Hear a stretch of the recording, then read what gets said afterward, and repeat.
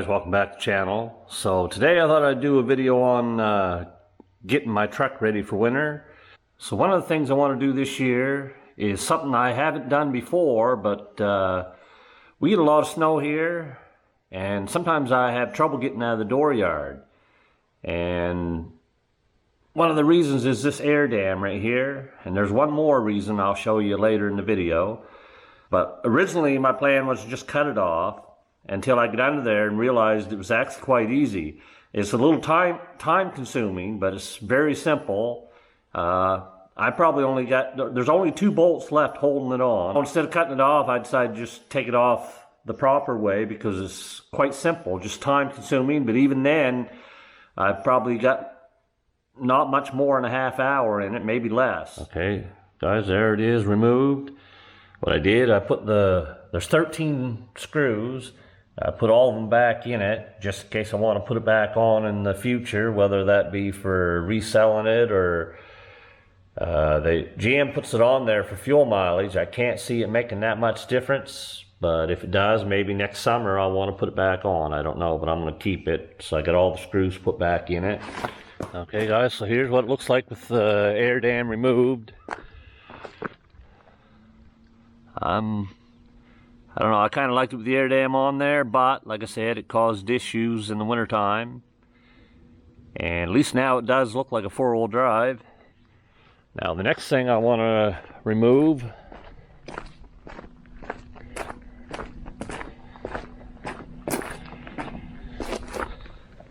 is that spare tire. I've gotten stuck here before, and you can see where I've had to drag that tire. And it's not the lowest point on the truck, but it's pretty handy to it. The lowest point is the rear diff, but it's small enough that it can drag itself through the snow. But when you're trying to drag that tire through the snow, it can get you fetched up. So I'm going to remove that for winter, and we'll just throw it on the back of the truck. Okay, so I've never done this before on a GM truck, but anyway, you get your stuff in the underneath the back seat. I think you take these 2 here,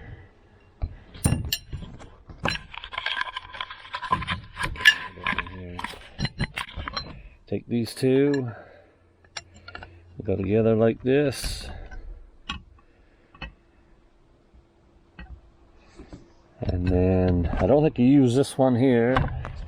Maybe you do, I don't know, but we're going to try this. You put this on the end, so it's kind of like a T-handle. Okay. You come to the back of the truck, and it's got a little door right here. You just open that up. And I believe all you got to do is just insert this in the hole here. Okay, fetched up, so you crank counterclockwise to drop it, and it is dropping.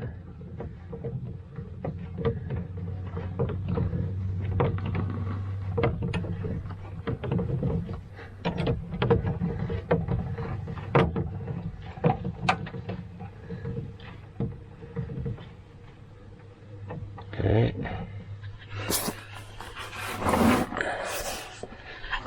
Looks like it's okay.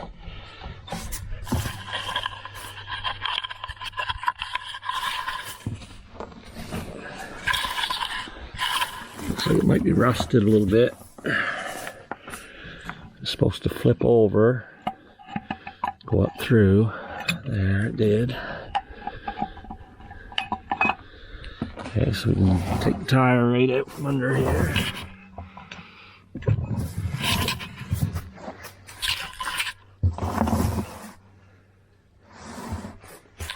And you should be able to crank that right up so it don't beat back and forth. I see this thing here is still going to be hanging there. I don't know if that's bolted on or... Looks like it's just using plastic clips. So I'll be able to take that down out of there too. This will make it easier to undercoat too. because we're going to undercoat it too, get it ready for winter. So I'm going to, maybe before I crank it up, I'm going to spray some rust check up in there.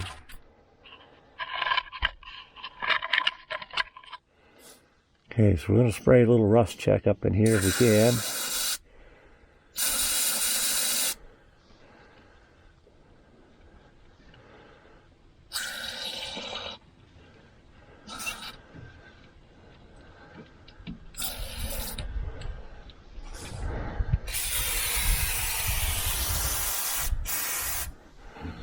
I'm going to be spraying the entire truck here anyway soon.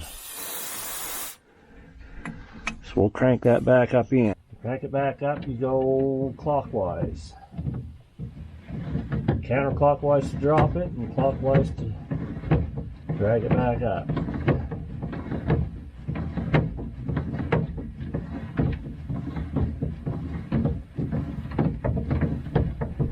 Hopefully it'll go up high enough that it don't thrash around. Oh yeah.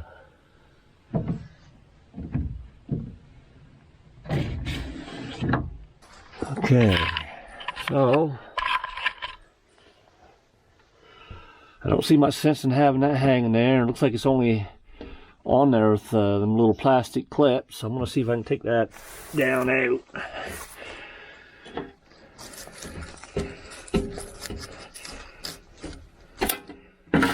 There's one. I'm surprised that's all they got hanging it up in there. You'd think they'd have some bolts, but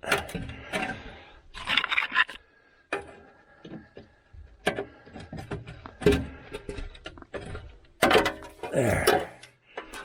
There, so that's not stuck in the road. So I don't know, we won't be dragging our tire this winter. Should be able to get the, like I say, the lowest point on the truck.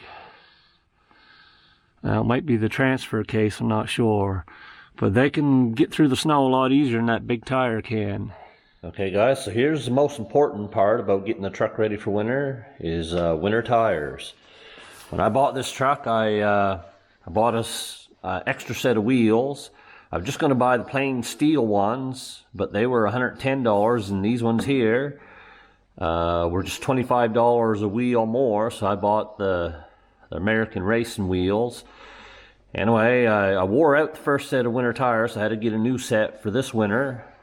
And I bought I think they're Firestone Winter Force 2s. They're just kind of a cheap tire, but they're a winter tire.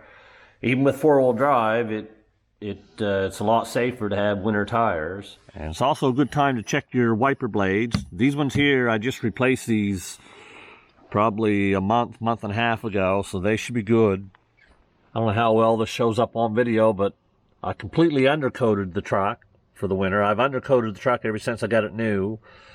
That can really, I won't say it completely stops the rust, but it definitely cuts down on it quite a bit. This truck's been through 5 winters already, and there's a few spots here and there, but there's not much rust at all on this truck.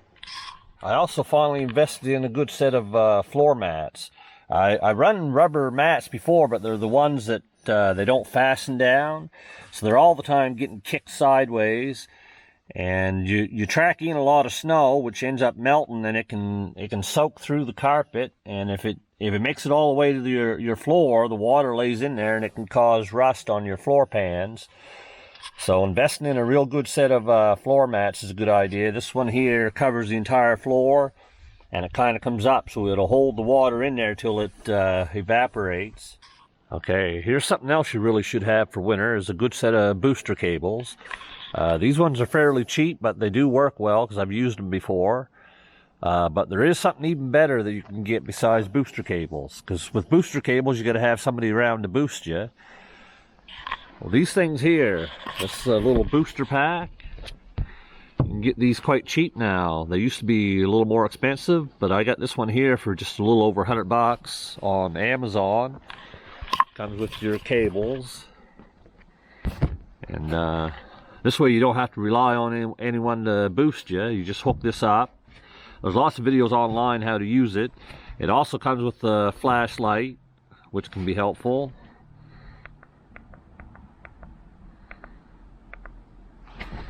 So I definitely recommend one of these for winter. Okay, here's something else you can do. The trucks have a real poor weight distribution. They tend to be a little lighter on the back. So what I did, I put a couple of my summer tires in the back and my spare tire.